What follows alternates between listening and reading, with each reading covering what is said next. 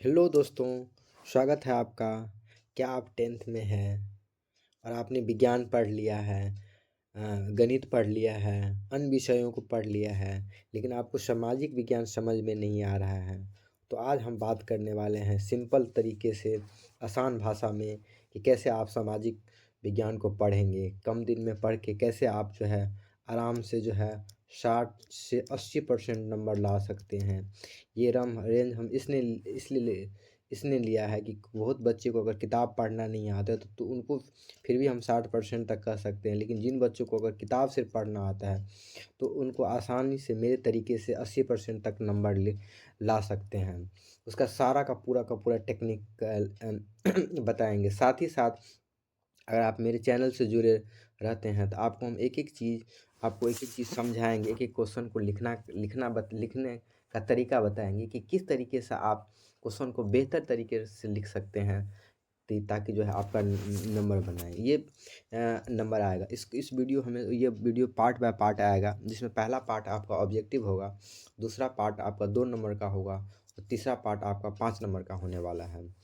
तो चलिए, इस कड़ी के शुरुआत में से करने से पहले हम थोड़ा इस बात को जान लेते हैं कि सबसे पहला कि जो आपका जो सिलेबस 10th का है बिहार बोर्ड का, 10th BSCB यानी 10th जो है BSCB Bihar school examination board जिसको जो बोलते हैं, इसमें जो आपका जो सामाजिक विज्ञान है उसके अंतर्गत आपको क्या क्या पढ़ना पड़ता है अगर आपने नहीं जाना है। क्योंकि जनरली क्या होता है हमारे बिहार में, हमने बहुत दिनों के बाद गांव में रह के देखा है या अपने आसपास देखा है कि लोग क्या करते हैं और सब्जेक्ट को खूब पढ़ते हैं। साल भर मैथ चलता है, आपको गणित विषय चलता है, हिंदी भी बहुत लोग पढ़ लेते हैं, लेकिन सामाजिक विज्ञान का उसको जानकारी बचपन से ही नहीं होता है। इसीलिए हम आपको सिंपल सरल तरीके से समझाएंगे कि कैसे सामाजिक विज्ञान को आप पढ़ेंगे, उसमें क्या क्या विषय आता है और कैसे आप उसको समझ सकते हैं। हालांकि आपके लिए अगर नया है तो आपको थोड़ी दिक्कत ज़रूर होगी, बट हम आपको आसान भाषा में समझा देंगे। तो बस आप पेशेंस होके आप सुनेंगे, समझेंगे, बातों को गौर से समझेंगे, पढ़ेंगे तो आपको आसानी से जो है मेरी बातें समझ में आ जाएगी और साथ ही साथ आप आराम से जो है फर्स्ट डिवीज़न से लेके 80% तक आप नंबर ला सकते हैं। ओके, तो हम आगे चलते हैं कि उस कड़ी में। तो हम पहले हमारा टॉपिक पे बात कर लेते हैं विषय को लेके। इस पहला बात कि ये जो सामाजिक विज्ञान है उसके अंतर्गत सबसे पहले क्या क्या विषय आते हैं। तो ये आपको समझना पड़ेगा कि अगर आपने नहीं पढ़ा है या आप पहली बार जान रहे हैं तो सामाजिक विज्ञान के अंतर्गत आने वाले जो है टोटल 5 विषय है। टोटल 5 विषय। आपको आश्चर्य लगा, अरे यार 5 विषय है? जी हाँ, टोटल 5 विषय है, क्योंकि आपने पहली बार जानना है। तो मैं इसकी चर्चा करता हूँ। इसमें पहला विषय है आपका इतिहास। ठीक है, पहला विषय क्या है? इतिहास। इतिहास मतलब होती है कि पुरानी कहानी। इसमें क्या है हम आगे बात करेंगे। चलते, यानी आपका पहला विषय क्या है? इतिहास। दूसरा विषय आपका क्या होने वाला है? भूगोल। क्या होने वाला है? भूगोल। दूसरा विषय आपका क्या होने वाला है? भूगोल। भूगोल में क्या होता है? पृथ्वी के बारे में, जमीन के बारे में, फसल के बारे में, इन चीज़ों के बारे में पढ़ा जाता है। चलिए, ओके, आपने ये भी जान लिया। तीसरा विषय आपका होता है आपका इधर अर्थशास्त्र। क्या होता है? अर्थ माने होता है पैसा। उसके इसमें पैसा के बारे में मेनली हम लोग जानते हैं, पैसा के संबंध में, मुद्रा के संबंध में। ये तीसरा विषय हो गया आपका, ये थर्ड सब्जेक्ट हो गया। चौथा सब्जेक्ट आपका हो गया आपका, इसमें जो होने वाला है आप का नागरिक शास्त्र, जिसको हम लोग क्या क्या बोलते हैं? नागरिक शास्त्र। नागरिक शास्त्र को एक्चुअली नागरिक शास्त्र, ठीक है, जिसको आप लोग सिविक्स भी बोल देते हैं, पॉलिटिकल साइंस भी बोल देते हैं, लेकिन इसको यहाँ पे जो किताब का नाम दिया हुआ है डेमोक्रेटिक पॉलिटिक्स, यानी जो है प्रजातांत्रिक माने लोकतांत्रिक राजनीतिक शास्त्र करके, ठीक है, डेमोक्रेटिक पॉलिटिक्स करके दिया हुआ है। तो इस तरीके से इसका नाम है। और आपका नेक्स्ट जो है होने वाला है, जो अंतिम जो है, जिससे कम क्वेश्चन होते हैं, वो है डिजास्टर मैनेजमेंट, जिसको बोलते हैं आपदा प्रबंधन। ये क्या होता है आगे जाके आप समझेंगे। आपदा एक मिनट बोलो, आपदा प्रबंधन, ठीक है, आपदा प्रबंधन, ठीक है। आपदा प्रबंधन में जो कैसे भूकंप आते हैं उसमें कैसे बचना चाहिए, इस तरीके की चीज़ों को हम लोग पढ़ते हैं। तो टोटल कितने हो गए सामाजिक विज्ञान में विषय? इतिहास, भूगोल, अर्थशास्त्र, नागरिक शास्त्र और आपदा प्रबंधन। तो ओके, तो ये तो आपने बेसिक बात समझ लिया। ये बात हम इसलिए कह रहे हैं क्योंकि आगे जब हम आपको कोई क्वेश्चन समझाएंगे, क्योंकि आप अगर आपने नहीं पढ़ा है तो वहाँ पे हम आपको थोड़ा सा रेफरेंस देके समझा देंगे कि देखिए जो है कैसे जो है आप इन सब्जेक्ट को समझेंगे ताकि आपको याद करना आसान हो। तो ओके, हम चलते हैं। अब ज़्यादा आप अगर समझ नहीं पा रहे हैं तो हम ऑब्जेक्टिव के माध्यम से समझते हैं। चलिए, ओके, तो ये ऑब्जेक्टिव। अब हाँ, अब आपके दिमाग में डाउट होगा इसके संबंध में भी। एक बात आप जान लीजिए कि आपके पास कम समय है, आपको समझ में नहीं आ रहा है कि मैं क्या पढूं। तो इसका सबसे सिंपल तरीका होता है कि आप PYQ लगाइए। PYQ, इसको शॉर्ट में है PYQ, जिसको बोलते हैं प्रीवियस ईयर क्वेश्चन। क्या बोलते हैं? Previous year question. ठीक है, आप इंग्लिश से परेशान हैं तो कोई बात नहीं, मैं समझाता हूँ ये क्या होता है। प्रीवियस मतलब पिछले साल का क्वेश्चन। कम से कम हम आज आप 5 साल का लगा लेते हैं मेरे स्टाइल में, क्योंकि हम बहुत डिटेल एक्सप्लेनेशन करते हैं। तो आराम से जो है आप 80% तक के नंबर, उससे ज़्यादा ही ला सकते हैं, लेकिन कम से कम आप 80% नंबर जो है ला सकते हैं। तो ओके, तो चलिए ठीक है, उसमें कड़ी में हम पहला क्वेश्चन पर बात कर रहे हैं कि देखिए, ये दक्षिण अफ्रीका के प्रथम और श्वेत राष्ट्रपति कौन थे? देखिए, आपने अगर पहली बार पढ़ा है तो सबसे पहले ये जानना पड़ेगा कि ये दक्षिण अफ्रीका क्या है और अश्वेत मतलब क्या होता है। तो अश्वेत, जो श्वेत नहीं हो यानी उजला राष्ट्रपति नहीं हो, तो वो कौन था? तो ये कहानी है पॉलिटिकल साइंस की। किसकी है? पॉलिटिकल साइंस की, यानी सामाजिक जो नागरिक शास्त्र का कहानी अगर आपने नहीं पढ़ा है तो अभी मान लीजिए नागरिक शास्त्र का जो है ये कहानी है, जहाँ पे है आपको यहाँ पे नेल्सन मंडेला जो है इन्हीं के बारे में बताया गया है। वो अश्वेत राष्ट्रपति थे नेल्सन मंडेला। ठीक है, वो कहाँ के? जो है दक्षिण अफ्रीका के।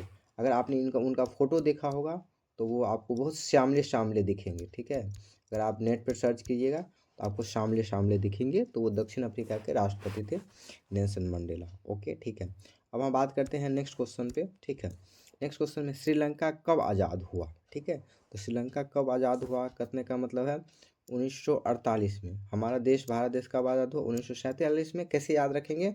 हमारा भारत देश कब आज़ाद हुआ? 1947 में, यानी 15 अगस्त 1947 में। और उसके जस्ट एक साल बाद क्या हुआ? हमारा श्रीलंका आज़ाद हुआ। चलिए, अगर आप श्रीलंका के बारे में नहीं जानते हैं तो मैं ये बता दूं, ये हमारा भारत का नक्शा है और यहाँ इसके नीचे श्रीलंका है। अगर आप नक्शा का थोड़ा सा इंटरेस्ट रखते हैं, और कैसे याद रखेंगे आप? क्योंकि लंका, यही लंका में जो है रावण जो है यहाँ से अयोध्या से, यहाँ से जो है इसको सीता मैया को यहाँ से लेकर भाग उड़ गया था पुष्पक विमान पे। और वहीं इस विमान पे यहीं से जो है आपको यहाँ से जो ये कन्याकुमारी के आसपास का क्षेत्र है, वहाँ से उन्होंने राम सेतु का निर्माण किया था और फिर सीता मैया को वापस लेके आया था। अभी तो देखिए पूरा राम जी का माहौल चल रहा है, तो आप आराम से इन चीज़ों को समझ सकते हैं, तब जाके आपको समझ में आएगा। चलिए ओके, नेक्स्ट क्वेश्चन है समता समता पार्टी का विलय जो है किस पार्टी राजनीतिक दल में हो गया? तो समता पार्टी था जिसका विलय, विलय मतलब होता है मिल जाना। देखिए बिहार बोर्ड में क्या होता है जनरली, अधिकतर बच्चे का प्रॉब्लम क्या है ना कि आप लोग पढ़ते बहुत कम है, आपका हिंदी भी बहुत कमज़ोर होता है। इसलिए आपका अनुरोध है कि थोड़ा हिंदी किताब पे ज़रूर फोकस करें। जैसे यहाँ विलय, विलय का अर्थ ही नहीं समझते होंगे तो आप क्या है? तो विलय, तो विलय का मतलब होता है मिल जाना। तो समता पार्टी एक पार्टी था जो ये कह रहा है कि विलय हो गया। क्या हो गया? विलय हो गया। कब जो है किस में मिल गया? तो जनता दल यूनाइटेड। जनता दल यूनाइटेड को बोलते हैं JDU, जदयू, जो हमारे नीतीश बाबू का क्या है? नीतीश जी जो है हमारे नीतीश जी का जो है पार्टी है। नीतीश जी का अगर पूछ दे नीतीश जी का पार्टी का चिन्ह क्या है, तो तीर छाप। क्या बोलते हैं? तीर छाप। जो दिल में आप तीर वैसे बनाते हैं वही तीर है। किनका है? नीतीश बाबू का। ठीक है, और फिर अगर चलिए एक इन्फॉर्मेशन आपको हम और दे दें कि आपसे पूछा जाए कि लालू जी का क्या पार्टी, लालू जी का क्या है चुनाव चिन्ह? ओके, मैं बताता हूँ। लालू जी का पार्टी क्या है, लालू जी का चुनाव चिन्ह क्या है, क्योंकि ये लोग काफ़ी फेमस में है तो इनसे क्वेश्चन आ सकता है। तो हमारे माननीय लालू जी के है RJD। क्या बोलते हैं? RJD, राष्ट्रीय जनता दल। इसको क्या बोलते हैं? राष्ट्रीय जनता दल। और उनका क्या चिन्ह है? लालटेन, जो जलाते हैं हम लोग लालटेन।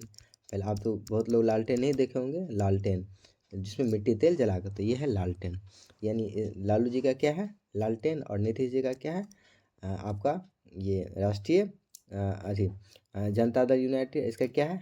आरजेडी। आप समझ गए होंगे। चलिए, तो ये पार्टी। अब किसी के दिमाग में अगर नहीं समझ रहे होंगे, एक चीज़ और मैं बता दूं, अब पार्टी नहीं समझते तो मैं एक चीज़ और बताता हूँ, ये पार्टी क्या होता है।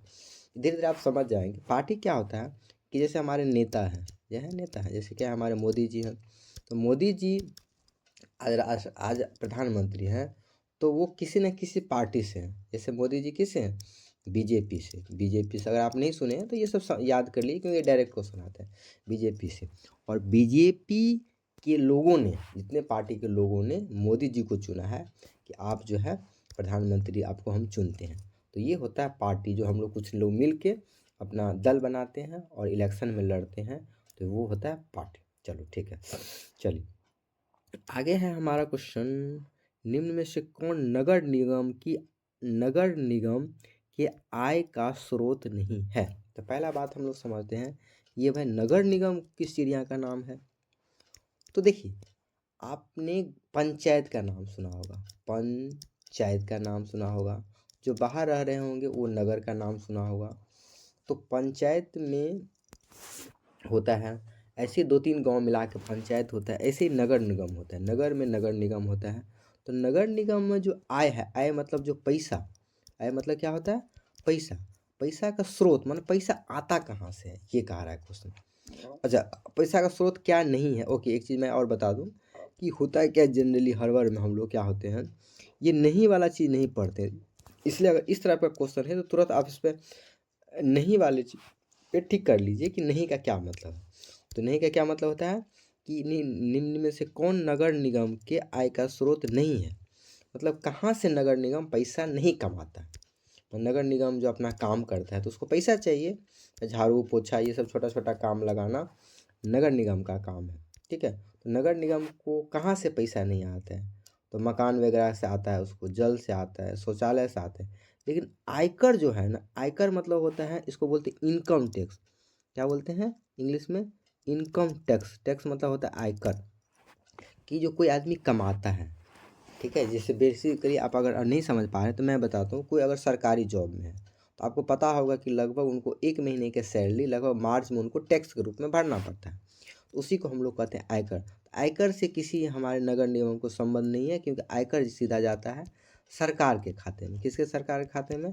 अगर आप सेंट्रल जॉब में हैं, सेंट्रल मतलब अगर केंद्र सरकार के नौकरी में है, तो आपको जो है मोदी सरकार के जेब में जाएगा, ऐसे समझ लीजिए। अगर आप बिहार से हैं तो नीतीश के जेब में जाएगा। आपको जितना समझ में आता है उस हिसाब से समझिए। ठीक है, आ गया, चलिए ओके। तो ये समझ में आ गया। निम्न में से कौन पंचायत का व्यवस्थापिका सभा है? देखिए, व्यवस्थिका का होता है जो कुछ काम को संभालता है, तो वो ग्राम सभा होता है। क्या होता है? ग्राम सभा। पंचायत में अलग अलग काम डिपार्टमेंट दिया गया, उसमें एक ग्राम सभा होता है, ये इसको ये काम दिया गया। चलिए ओके, अब हम आगे बढ़ते हैं। इसमें हम बात करेंगे कि राज्यपाल की नियुक्ति कौन कर रहा है। ये राज्यपाल की नियुक्ति कौन करता है? ठीक है, तो ये राज्यपाल की नियुक्ति का मतलब सुनिए। आप पहली बार पढ़ रहे हैं तो मैं समझाता हूँ। होता क्या है कि हमारा जैसा कि भारत देश है, ठीक है, भारत देश है, तो भारत को चलाते हैं हमारे माननीय मोदी जी। ठीक है, मोदी जी का भी बॉस हमारा संविधान के अनुसार से होते हैं राष्ट्रपति। क्या होते हैं? राष्ट्रपति। ठीक है, और ये तो हम भारत की बात कर रहे हैं, और हमारे जो है, जो भारत देश में जो अलग अलग राज्य हैं, ठीक है, टोटल कितने राज्य हैं? चलिए क्वेश्चन भी आ सकता है, तो आगे जान लीजिए। हमारे भारत में टोटल 28 राज्य और प्लस 8 केंद्र शासित प्रदेश है। अच्छा, जो लोग नहीं जानते हैं तो समझ लीजिए कि हमारे भारत में 28 राज्य और 8 केंद्र शासित प्रदेश हैं। तो हर जगह तो मोदी जी जाएंगे नहीं। तो इस तरह जैसे हमारे बिहार में, बिहार को कौन चलाते हैं? हमारे नीतीश बाबू। हमारे नीतीश बाबू चलाते हैं। तो नीतीश जी जो चलाते हैं, तो इसमें यही कह रहा है, तो ये हमारे क्या हो गए? मुख्यमंत्री जी कौन हो गए? नीतीश जी। तो इसमें क्वेश्चन, एक मिनट सॉरी, क्वेश्चन था राज्यपाल की नियुक्ति, और तो राज्यपाल कौन है? हम तो राज्यपाल क्या होता है कि राज्य के जो हेड होते हैं, राज्य के जो हेड होते हैं उसको हम लोग क्या बोलते हैं, राज्यपाल। और एक तरह से जो संविधान के तौर पर जो देश के हेड होते हैं उसको हम लोग क्या बोलते हैं, राष्ट्रपति। केवल क्या बोलते हैं, राष्ट्रपति। कैसे याद रखेंगे, राष्ट्र का पति है, क्योंकि हमारे धर्मों में पति को क्या हुआ, बड़ा दर्जा गया है, तो राष्ट्रपति। और वही राज्यपाल, कहाँ जो राज्य में होगा, राज्यपाल, राज्य से नाम है राज्यपाल।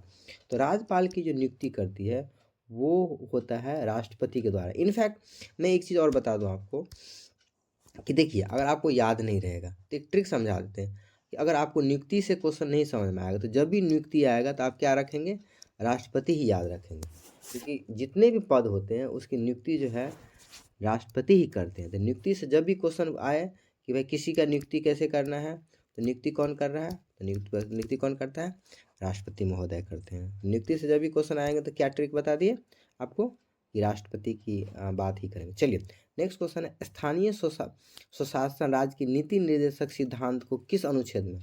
अच्छा, ये सब बड़ा अच्छा क्वेश्चन माना जाएगा, क्योंकि इस तरह की चीज़ों जो आप पढ़ेंगे नहीं तो बना नहीं सकते, तो ये थोड़ा कठिन है। ये संविधान से एक्चुअली क्वेश्चन है, ठीक है। अगर आप बचपन से थोड़ा पढ़ते हैं गौर से तो आप तब समझेंगे क्वेश्चन को। संविधान, तो संविधान में ये जो नीति निर्देशक सिद्धांत है, मतलब संविधान, अच्छा फिर आप बहुत लोगों को ये भी नहीं पता होगा संविधान क्या होता है, तो थोड़ा मैं बता देता हूँ, ज़्यादा नहीं बताऊँगा क्योंकि लंबा हो जाएगा वीडियो। संविधान मतलब समझाते हैं। देखिए, हमारा ये जो भारत देश है, भारत देश के जो पुराने नेताओं ने, उन्होंने क्या किया, एक पवित्र किताब बनाया, नियम वाला किताब, जिसको हम लोग संविधान कहते हैं। नियम वाला किताब का क्या अर्थ हुआ कि हम भारत में कैसे रहेंगे, कौन सा कानून अप्लाई करेंगे, कैसे कैसे रहना चाहिए, क्या क्या व्यवस्था होना चाहिए, ये सारा हमारे संविधान में लिखा हुआ, ठीक है। उसी में एक तत्व है नीति निर्देशक सिद्धांत। नीति निर्देशक सिद्धांत में अच्छी अच्छी बातों को कहा गया है, और उसमें अनुच्छेद वाइज में 1 2 3 4 5 6 ऐसे करके नंबरिंग में चीज़ों को लिखा गया। तो उसमें कहता है कि कौन से अनुच्छेद में जो है स्थानीय स्वशासन में नीति निर्देशक की बात की गई, मतलब स्थानीय स्वशासन में बात की गई। तो ये अनुच्छेद 40 में है, ये अनुच्छेद 40 में चर्चा किया गया। अगर एक चीज़ और मैं आपको और बता दूं कि चूँकि पॉलिटी का क्वेश्चन अगर नहीं जनरली लोग नहीं पढ़ते तो आपको भारी लगेगा या बोरिंग लगेगा, तो हम आगे आने वाले ज्योग्राफी के क्वेश्चन पर आप फोकस करेंगे। तो ये मुझे बताने के लिए मैं पूरा आपको बताऊंगा यहाँ एक एक सवालों को, लेकिन आपको जो आसान लगेगा उस क्वेश्चन को प्रेफर करके आप पूरी वीडियो को कंप्लीट देखिएगा। जो क्वेश्चन आपको आसान लगे उसको आप रट जाइएगा आसानी तरीके से, ठीक है। ओके, चलिए ओके, हम आगे बात करते हैं कि ग्राम कचहरी में के मुकदमे सुलझाए जाते हैं। ग्राम जो यानी हमारे गांव के जो एक्चुअली कचहरी होते हैं, गांव कचहरी का मतलब जो है जो सरपंच लेवल पे जो इसका देखभाल होते हैं वो कौन से, तो दीवाने मामले और फौजदारी मामले, मतलब छोटे छोटे जो मामले होते हैं गांव के, तो उसी को हम लोग दीवाने मामले और फौजदारी मामले कहते हैं। इसमें बड़े बड़े मामले नहीं थे, क्योंकि बड़े बड़े मामले चल जाते हैं कोर्ट आपके। चलिए, तो आगे हम बात करते हैं कि निम्न में से कौन लोकतंत्र का प्राण है। देखिए, इसमें एक चीज़ और है प्रॉब्लम, ये ऊपर का जितना सा सारा का सारा क्वेश्चन राजनीतिक शास्त्र का है लगभग। तो अगर एग्जाम में आपको दिक्कत होता है तो आप इसे नहीं कि तुरंत घबरा गए, आप आगे जाकर नीचे चेक करेंगे, आपको ज्योग्राफी का भी मिलेगा, आगे हम बताएंगे क्वेश्चन। तो इसलिए ये नहीं घबराना है, आगे हमको आगे जाके बनाना है। चलिए, तो क्वेश्चन आपका है, निम्नलिखित से कौन लोकतंत्र का प्राण है। तो भाई सवाल आता है कि ये भाई लोकतंत्र क्या है। तो मैं ये सब देखिए, ये सब क्वेश्चन हम आपको वहाँ भी डिटेल से बताएंगे यहाँ, लेकिन थोड़ा सा बता देते ताकि आपको याद हो। लोकतंत्र, लोक माने कथी, आदमी, और तंत्र माने होता है शासन, और एक होता है राजतंत्र, एक होता है राजतंत्र। अगर आपने पढ़ा होगा राज, अगर नहीं भी पढ़ा है तो थोड़ा जान लीजिए। लोकतंत्र मतलब होता है लोगों का शासन, लोगों का शासन। अब तो आप पूछेंगे भाई ये लोगों का शासन क्या है, तो भाई आप समझिए ना, नेतवा को जो वोट देते हैं ना हम लोग, वही लोगों का शासन है। लोगों का शासन कैसे, वोट दिए मुखिया को, सरपंच को, हमारे जब तक हम लोग वोट नहीं देंगे तब तक जीतेगा नहीं जीतेगा, तो इसीलिए ये लोकतंत्र हो गया। तो आज तक क्या चल रहा है हमारे यहाँ, लोकतंत्र है। लेकिन कहीं कहीं राजतंत्र है, यहाँ पे राजा के द्वारा शासन होता है। ये पहले हमारे यहाँ जनरली होता था, राजा का शासन होता था, उसको हम लोग क्या कहते थे, राजतंत्र। तो हम सिंपल भाषा में अगर पूछा जाए आपको लोकतंत्र क्या कहते हैं, तो लोकतंत्र में क्या होता है, लोगों के द्वारा शासन होता है। क्या होता है, लोकतंत्र में लोगों का। अगर आपको देखिए एक चीज़ और मैं आपको बता दूं कि ये जितना भी ऑब्जेक्टिव है हम इस तरीके से बता रहे हैं कि अगर आपको 2 नंबर में पूछे तो आप आंसर को लिख सकते हैं। जैसे हम क्या कहेंगे, लोकतंत्र क्या है, लोगों के द्वारा शासन है। दूसरा बात है राजतंत्र क्या है, राजाओं के द्वारा शासन है।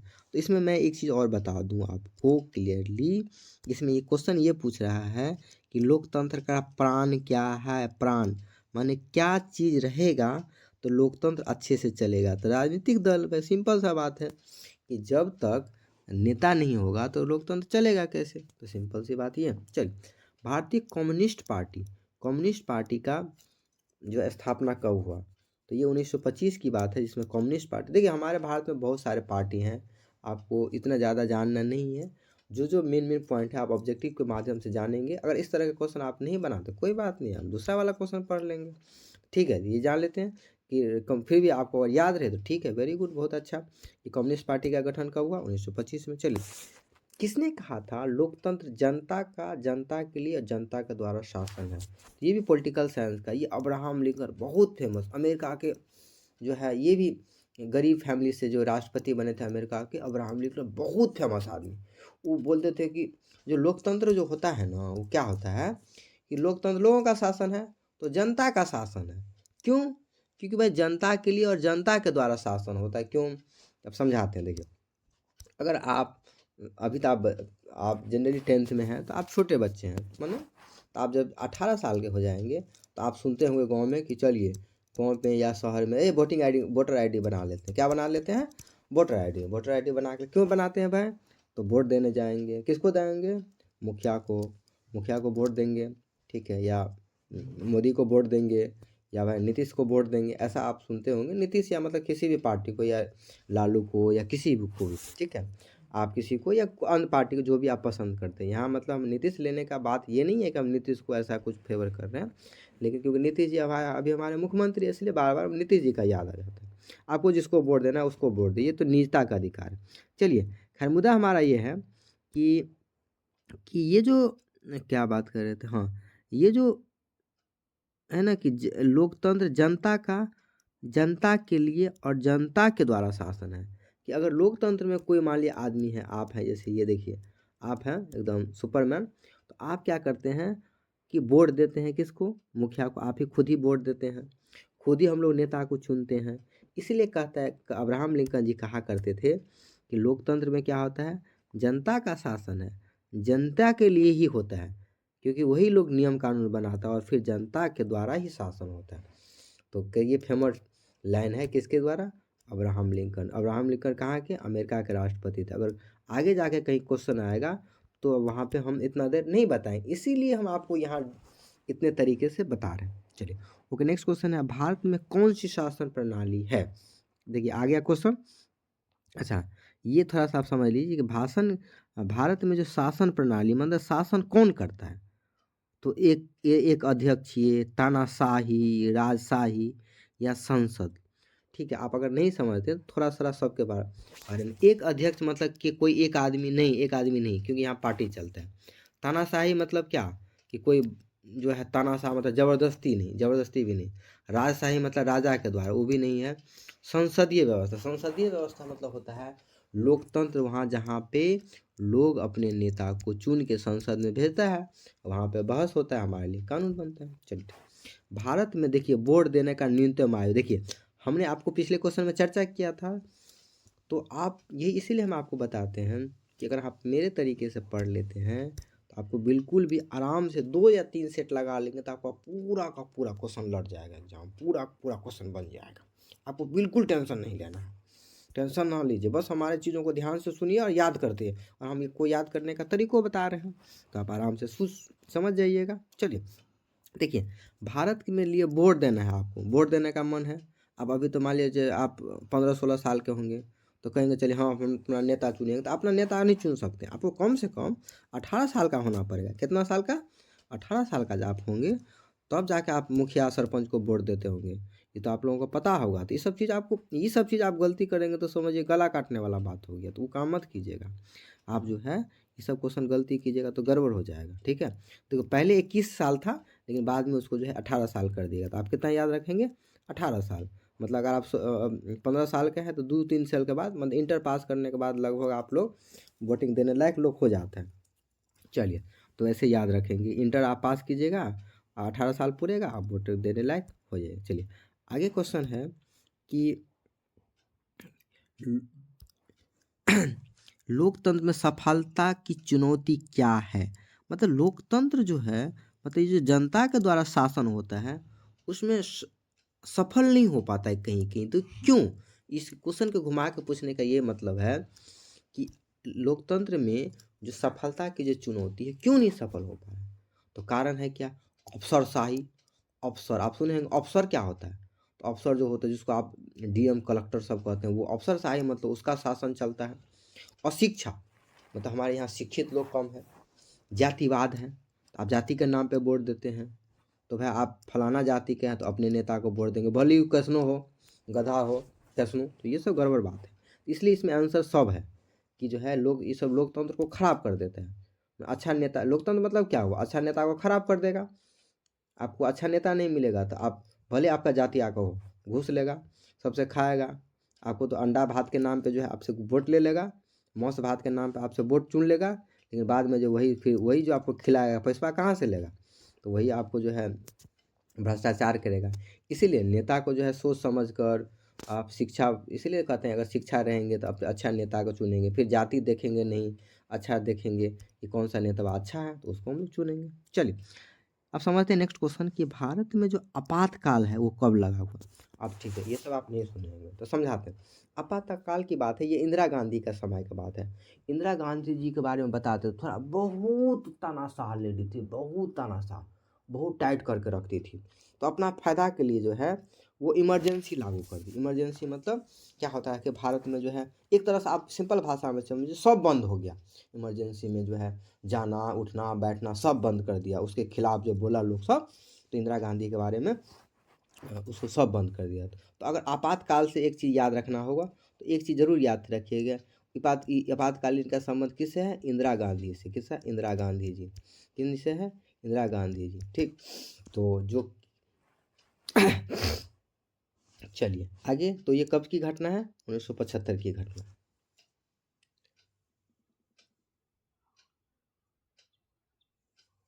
चलिए एक चीज़ मैं आपको और बता दूं, ठीक है, अगर थोड़ा सा आप इंदिरा गांधी जी के बारे में जानना चाहते हैं। चलिए ठीक है, इतना मत समझिए नहीं तो फिर आपको बोरिंग लगेगा। चलिए आगे, सुनामी प्रभावित क्षेत्रों में मकानों का निर्माण। देखिए अब यहाँ से ज्योग्राफी शुरू हो गया। अभी तक जो आप इतना पढ़ रहे थे ऊपर से 15 क्वेश्चन, वो है पॉलिटिकल साइंस। तो पॉलिटिकल साइंस में मेनली जो है राजनीतिक पार्टी, सरकार, इस सब के बारे में पूछा जाता है। किसके बारे में पूछा जाता है? ये राजनीतिक पार्टी, सरकार, इस सब के बारे में। जिसको देखिए, हम इसमें टोटल मोटा मोटी 4 सेक्शन से क्वेश्चन आते हैं, तो आपको जो क्वेश्चन अच्छा लगे उसी को बनाइएगा। मेरा काम है पूरा बताना, आपको जो अच्छा लगे। तो ऊपर का ये जो 15 क्वेश्चन था वो क्या था? Mainly political science. अब यहाँ से आ रहा है ज्योग्राफी से क्वेश्चन, या आप समझ लीजिए, हाँ ज्योग्राफी भी समझ लीजिए, ठीक। तो सुनामी प्रभावित क्षेत्र, तो भाई पूछेंगे भाई सुनामी क्या होता है, में मकान का निर्माण कहाँ करना चाहिए? अब हम समझाते हैं सुनामी क्या होता है। तो देखिए होता क्या है कि आप अगर मुंबई चल जाइए, गोवा चल जाइए, गोवा वाला बीच आप जैसा सुने होंगे गीत, उसमें देखिएगा कि ये सब शहर समुद्र के किनारे बसा हुआ है। कहाँ पे बसा हुआ है? समुद्र के किनारे बसा हुआ है। तो समुद्र के किनारे क्या होता है कि आप एक मिनट रुक जाइए, एक मिनट मैं आपको थोड़ा ठीक से ड्राइंग बता देता हूँ।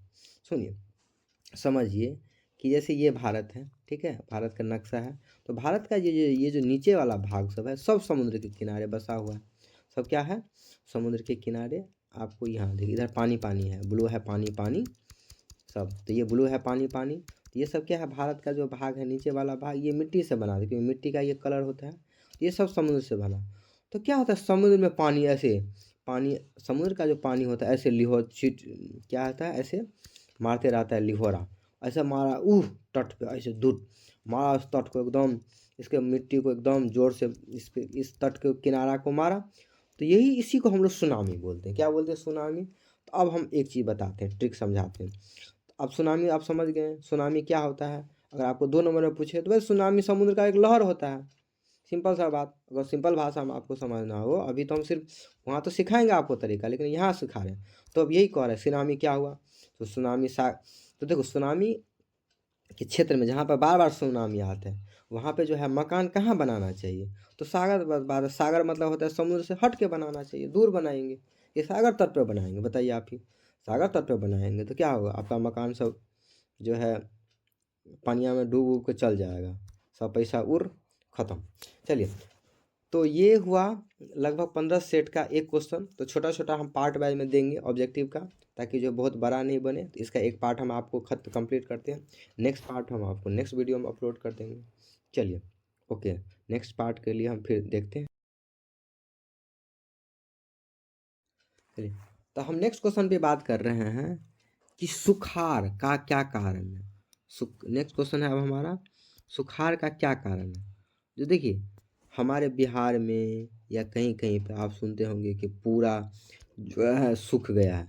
सुखाड़ मतलब क्या, वहाँ पे पानी, एक्चुअली बेसिकली सुखाड़ का मतलब हम समझाते हैं कि जहाँ पे पानी नहीं हो, ये ज्योग्राफी का शब्द है कि जहाँ पे पानी नहीं हो, फसल खराब हो जाए पानी के कारण, उसको हम लोग सुखाड़ कहते हैं। क्या कहेंगे, सुखाड़, जहाँ पे पानी नहीं हो। तो सुखाड़ कहाँ पे होगा भाई, जहाँ पे जल का अभाव होगा, जहाँ पे पानी ही नहीं आएगा, तो वहाँ पे जो है सिंपल सा बात क्या हो जाएगा, सुखाड़ हो जाएगा। तो ज्योग्राफी का क्वेश्चन बड़ी आसान होता है, इसलिए ज्योग्राफी का आप ध्यान से पढ़िएगा तो तुरंत शॉर्ट से आपको दिमाग में समझ आए, क्योंकि ज्योग्राफी हमारे आसपास की घटना होती है। चलिए, फिर है संचार के सबसे लोकप्रिय साधन। अच्छा, संचार का सबसे लोकप्रिय साधन, ये संचार आप देखिए, अब संचार आप नहीं सुने, इसलिए आप गौर से समझिएगा। एक होता है संचार, ये कॉमन, बहुत कॉमन आप सुनेंगे आगे जाकर, और एक होता है परिवहन। मैं इसको समझा देता हूँ, देखिए। तो संचार मतलब होता है आप जो बोलते हैं हेलो, हेलो बोलो कौन, मैं बोलूँ फलामा, हेलो बोलो कौन। तो ये जो हेलो बोलो कौन, इसकी को बोलते हैं हम लोग संचार।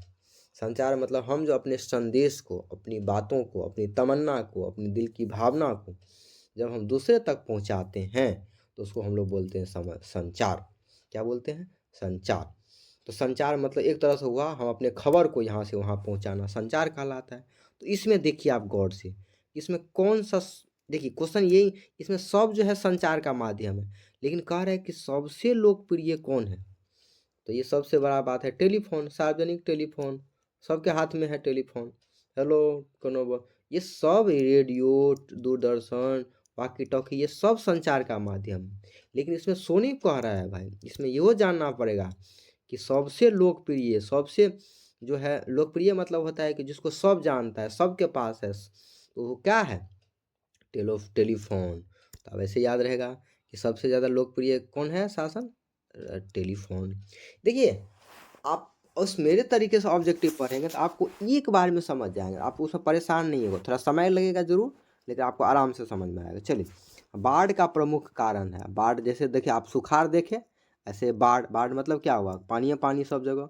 जैसे हमारे बिहार में पहले खूब बाढ़ आ जाता था, लेकिन अब नहीं आता है क्योंकि नहर वहर बन गया। चलिए, तो बाढ़ का प्रमुख कारण क्या है, देखिए जल की अधिकता, वर्षा खूब हो जाएगा, नदी तल पर मलबों का निक्षेपण। अच्छा, ये इसको मैं समझा देता हूँ शब्द को, ये समझ जाएंगे, जल जल माने खूब पानी पानी भर जाएगा और खूब दिन रात मूसलाधार बारिश होगा तो वो बाढ़ आ जाएगा। और एक चीज़ है कि नदी तल पर, अच्छा नदी तल, इसको थोड़ा समझा देता हूँ, फोटो से रुक जाइए। देखिए आप समझाते हैं कि जैसे ये नदी होता है, ऐसे ऐसे नदी बहता है, तो नदी का तल मतलब क्या हुआ कि नदी के जो नीचे वाला भाग होता है, आप चलो थोड़ा दूसरे तरीके से बनाते हैं। मान लीजिए ये ऐसे है, ये जो अंदर में जो नदी का जो तल होता है, जमीन भाग, वो जो है उसमें जो है मलबा, मलबा मतलब होता है मिट्टी उट्टी जो जमा हो जाएगा, तो क्या हो जाएगा, ये मिट्टी जो, इसमें ज़्यादा पानी अटेगा नहीं, नदी में जो बारिश का पानी है जो नदी में इसमें जाएगा नहीं, तो क्या, जब जाएगा नहीं तो आपको क्या हो जाएगा, बाढ़ आ जाएगा। क्या हो जाएगा, बाढ़ आ जाएगा। तो चलिए, तो इससे आप क्या सीखे, देखिए एक चीज़ और ट्रिक आपको सिखा देते हैं यहाँ से। अगर आपको 2 नंबर में पूछ दे कि भाई बाढ़ का क्या कारण है, तो आप यहाँ से कर सकते हैं। देखो बाढ़ का 2 कारण है, जल की अधिकता, वर्षा की अधिकता। तो आप 2 नंबर में आंसर लिखना सीखिए। जैसे आपको क्वेश्चन पूछा जाए कि सुखाड़ का क्या कारण है, तो आप तभी कह सकते हैं कि सुखाड़ के कहीं के जल का अभाव हो जाए, तो इस तरीके से आप क्वेश्चन को 2 नंबर में भी लिख सकते हैं। चलिए आगे हम लोग पढ़ते हैं। तो आगे क्या है, एक मिनट। अब क्या है कि भूकंप संभावित क्षेत्रों में भवनों की आकृति कैसी होनी चाहिए। तो सबसे पहला बात, भूकंप संभावित, भूकंप मतलब आप देखो, भूकंप तो सब सुनते हैं, जो पृथ्वी आज हिलने लगता है, आपका बिल्डिंग उल्डिंग टूट जाता है, उसको हम लोग क्या कहते हैं, भूकंप। भूकंप के क्षेत्रों में भवन, भवन मतलब होता है मकान जिसमें रहते हैं, कि आकृति, आकृति मतलब डिजाइन सब कैसा होना चाहिए। चलिए, तो ये क्वेश्चन का मतलब, क्वेश्चन समझ गए, अंडा जैसा होना चाहिए ऐसा, या त्रिभुजाकार होना चाहिए, कि चकोर होना चाहिए, कि आयताकार होना चाहिए, कैसा ज़मीन होना चाहिए। चलिए, कैसा ज़मीन होना चाहिए ये पूछ रहा है। तो ये कैसा होना चाहिए, चकोर टाइप का ज़मीन होना चाहिए। कैसा ज़मीन होना चाहिए, चकोर ज़मीन होना चाहिए। चलिए आगे, भारत में सबसे बड़ी लौह अयस्क उत्पादक क्षेत्र। देखिए, चूंकि अगर आप पहली बार पढ़ते हैं तो आपको एक एक क्वेश्चन को समझना पड़ेगा, तो थोड़ा समय लगेगा, मैं बार बार कह रहा हूँ, लेकिन इस तरीके से समझते हैं तो आप गारंटी करते हैं 2 बार पढ़ेंगे, 102 बार तो आपको पूरा रट आ जाएगा। इसलिए आप टेंशन ना लीजिए कि मेरा समय जा रहा है। आप जो है, आपको लगेगा टेंशन में जा रहा है तो एक बार सुनिएगा, एक बार 2x में देख लीजिएगा, आपको 2 बार में पूरा खल्लास। चलिए, कह रहा है कि भारत में सबसे बड़ा लौह अयस्क उत्पादक राज्य क्या है, कौन सा है। मतलब कह रहा है कि लौह मतलब होता है लोहा, क्या होता है, लोहा, क्या होता है, लोहा। तो लोहा और अयस्क का मतलब होता है कि लोहा का जो जहाँ से निकलता है उसका जो, उसको इंग्लिश में ओर बोलते हैं, उसका जो भाग होता है उसको हम लोग अयस्क बोलते हैं। मतलब देखिए, लोहा जो अगर हम निकालेंगे तो ऐसा थोड़ा है कि आप मिट्टी में हाथ दिए और आपको बर्तन, कढ़ाई निकला, हांडी निकल गया, कि छोलनी निकला, ऐसा नहीं होता है। जब भी आप, जब ये सब निकलता है तो ये मिट्टी में, देखिए ऐसे जैसे होता है ना हमारे मिट्टी ऐसे ऐसे, तो मिट्टी में लोहा का अंश होता है, उसी को हम लोग अयस्क कहते हैं। उसी को छान कर फिर उसको डिजाइन बनाकर आपको जो बर्तन हो, आपको चम्मच बनाना हो, जो बनाना हो, हमारे यहाँ वो मार्केट में होता है।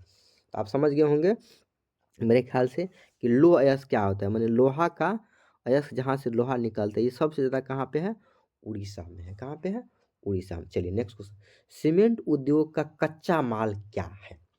इसका मतलब ये हुआ, आप सीमेंट तो समझते हैं, इसके बारे में नहीं बताएंगे।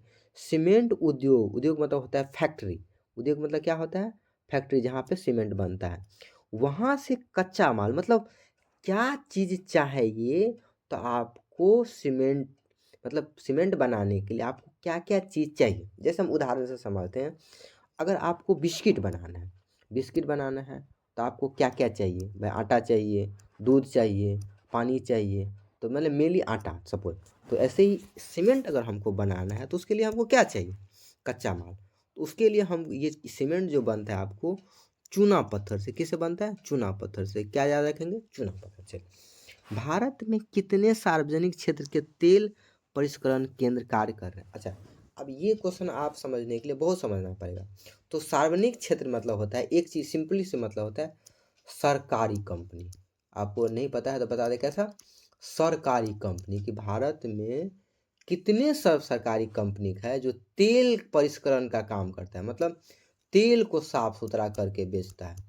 तेल को, जैसे पेट्रोल हो गया, इस सब को साफ सुथरा करके, तेल मतलब यहाँ पे ये सरसों तेल सब नहीं, वो नहीं, यहाँ पे पेट्रोल डीजल की बात कर रहा है। तो टोटल ये 18 को कंपनी है भारत सरकार का, जो तेल के साफ सुथरा को लेके पेट्रोल डीजल हमारे यहाँ तक, घर तक पहुँचता है। चलिए, हीराकुड परियोजना किस नदी पर है।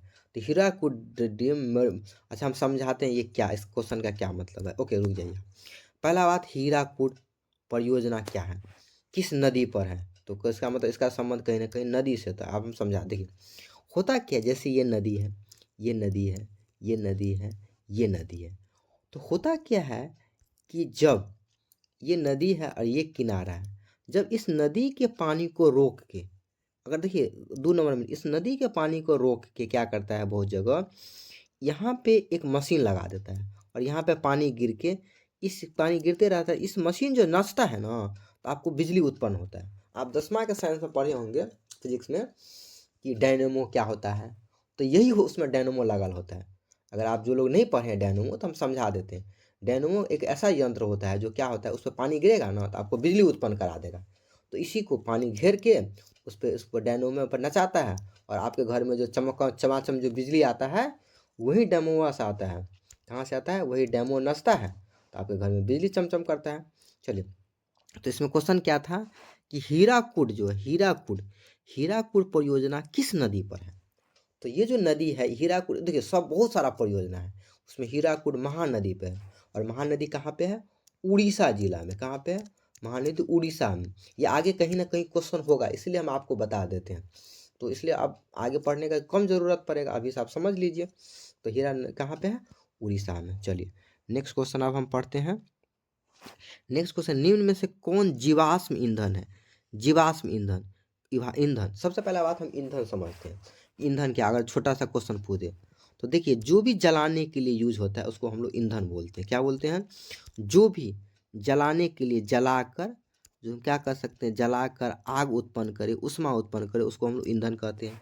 और जीवाश्म ईंधन का क्या मतलब हुआ? देखो, जीवाश्म जिसमें जीव का अंश हो, जिसमें जीव का अंश हो उसको हम लोग जीवाश्म कहते हैं। देखो कितना सरल था, आप कितना ही सिंपल तरीका से हम बताएं, आप ही समझिए।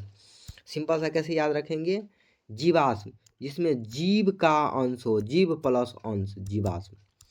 तो सिंपल सा, जीव मतलब कथी, जैसे कोयला जी। अच्छा एक चीज, जीव मतलब यहाँ पेड़ भी हो सकता है और दूसरा बात जानवर भी हो सकता है। तो दोनों में से आप ये नहीं, मतलब जीव मतलब ये नहीं कि सिर्फ अथी आप सीधे जानवर की बात कर रहे हैं, ये सब। इसमें से कोयला भी हो सकता है, पेट्रोलियम भी हो सकता है, प्राकृतिक गैस भी हो सकता है, ये सारा हो सकता है। हाँ अच्छा, नहीं है तो एक चीज़ मैं बताता हूँ। क्या होता है, हजारों साल पहले जितना भी जंगल सब था ना, भूकंप वूकंप में दब के इसके बाद ये जो कोयला वोयला का निर्माण होता है, तो ये समझिए आप। तो इससे जो है उसी को हम लोग जीवाश्म ईंधन कहते हैं। चलिए आगे पढ़े हम लोग। देखिए आगे क्या है कि निम्न, अच्छा, भारत का प्रथम परमाणु विद्युत गृह कहाँ पे है? चलिए परमाणु विद्युत गृह, चलो ऊपर कर लेते हैं। सबसे पहला बात, परमाणु विद्युत गृह, ये तीन शब्द को समझना पड़ेगा। तो परमाणु जो बम होता है, जो आप बहुत पहले सुने होंगे, जापान पे जापान पे गिराया था कौन? अमेरिका, हिरोशिमा और नागासाकी। तो एक चीज़ समझिए, परमाणु एक तरह से बम है, जो आतंकवाद से लाता है, बम ब्लास्ट करके फुर, उसको हम लोग परमाणु बम बोलते हैं। देखिए शुरू में क्या होता था, परमाणु बम के लिए यूज होता था। बाद में हुआ क्या, इसी परमाणु को यूज करके विद्युत माने बिजली बनाने लगा, उसी को हम लोग परमाणु विद्युत संयंत्र कहते हैं। तो ये कह रहा है कि पहला, भारत में पहला जो विद्युत वाला है वो कहाँ पे, कौन से जगह पे है बना है? तो ये है तारापुर में। कहाँ है? तारापुर। इसके बाद मणिकरण भूतापीय ऊर्जा संयंत्र किस राज्य में? अरे यार, एक एक क्वेश्चन जब आप पढ़ेंगे नहीं समझ में नहीं आएगा। आप जैसे देखिए, भूतापीय ऊर्जा क्या होता है? तो भू मतलब देखिए, भू मतलब होता है जमीन, और ताप मतलब होता है गर्म। तो कहीं कहीं पे क्या होता है ना, भूमि जो, जैसे आप अभी बहुत बच्चे हैं, आप नहीं, बहुत जगह नहीं पढ़े होंगे, तो मैं समझाता हूँ। जैसे हमारा पृथ्वी है ना, कहीं कहीं पृथ्वी जो होता है गर्म होके क्या होता है, वहाँ से जो एकदम भाप निकलते रहो, तो उसके आसपास के क्षेत्र में जो पानी भाप निकलते, वहाँ पे उसी भाप को प्रयोग करके दिमाग लगा के वहाँ पे बिजली उत्पन्न किया जाता है। उसको हम लोग भूतापीय कहते हैं। क्या कहते हैं? भूतापीय। तो भूतापीय जो है संयंत्र, बिजली उत्पन्न करने वाला, तो ये कहाँ पे है अभी मेनली? उसमें मणिकरण नाम का है, वो कहाँ पे? हिमाचल प्रदेश में। कहाँ पे है? इसका सिंदरी किस उद्योग के लिए जाता है? तो सिंदरी सीमेंट उद्योग वहाँ पे है। एशिया का सबसे पुराना रेलवे वर्कशॉप कहाँ पे है? जमालपुर वर्कशॉप में। रेलवे का मतलब वहाँ ठीक ठाक होता है काम का।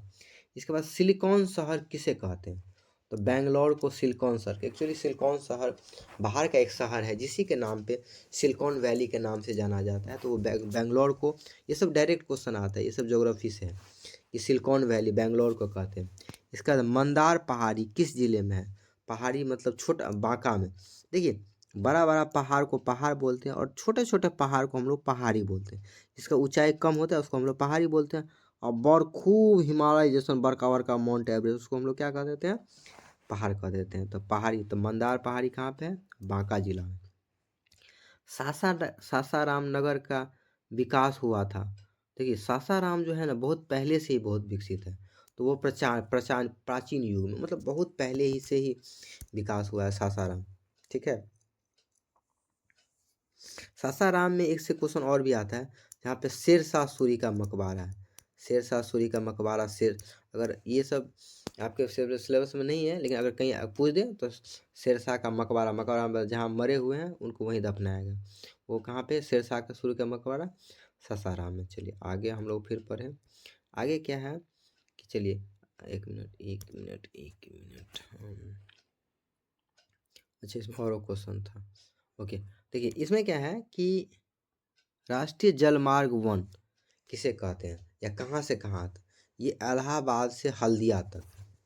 अब समझाते हैं भाई, बिना समझे आपको एको क्वेश्चन सड़ने वाला नहीं है, तो कृपया आप टेंशन में ना लें, थोड़ा टाइम लगेगा, लेकिन आपको एको क्वेश्चन समझा कर रहेंगे, ऐसे छोड़ने वाले नहीं हैं हम आपको, क्योंकि आप छोड़ेंगे तो आप ढिलाई करेंगे तो आपको क्वेश्चन नहीं बनेगा एग्जाम में।